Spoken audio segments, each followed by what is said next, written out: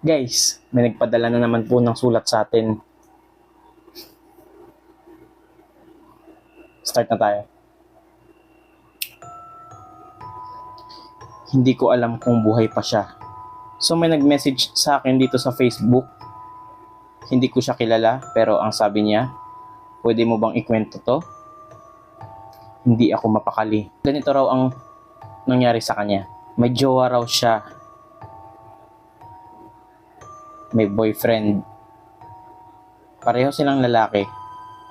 Halos 3 taon na silang magkasama at kahit maraming taong hindi tumatanggap sa kanila, okay lang daw kasi sila naman ang magkasama. Isang gabi, nag-decide silang mag-staycation sa isang lumang apartment sa probinsya. Murang-mura daw kasi yung renta. Parang 500 pesos lang sa isang gabi. Pagdating nila, may kakaiba na agad. Yung caretaker, isang matandang babae, paulit-ulit na sinasabi, kung may marinig kayong kumakatok sa pinto ng 3:00 ng madaling araw, huwag na huwag niyong bubuksan. Tinawanan lang daw nila yon. Akala nila panakot lang. Bandang 3:00 ng madaling araw, nagising siya sa mahinang katok. Akala niya boyfriend niya yung kumatok galing sa CR. Pero paglingon niya, katabi niya rin sa kama yung boyfriend niya. Pareho silang nagkatinginan, tapos umulit na naman yung katok. Mahina pero malinaw. Kinabahan sila pareho ng boyfriend niya.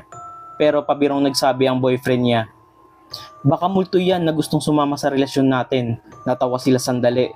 Pero maya-maya, may bumulong sa labas ng pinto. Mahinang boses, buksan mo mahal. Nanlamig daw ang buong katawan nila. Kasi yung boses sa labas, kaboses ng boyfriend niya. Dahan-dahan siyang lumingon sa tabi ng kama. Nandun pa rin ang boyfriend niya. Tumingin din siya sa pinto at pareho silang hindi nakagalaw. Pero yung boses ay paulit-ulit, mahal, buksan mo. Ako to. Pagtingin niya ulit sa boyfriend niya, nakangiti na to. Pero hindi normal na ngiti. Yung tipong hindi gumagalaw yung mata. Tapos, biglang sinabi ng boyfriend niya, kung sino man ang nasa labas, hindi ako yun.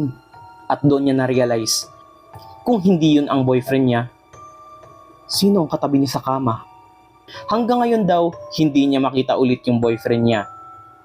At yung apartment na yun, matagal nang walang nakatira. Kasi ayon sa mga taga roon, maraming nagsasabing may magkasintahang lalaki na namatay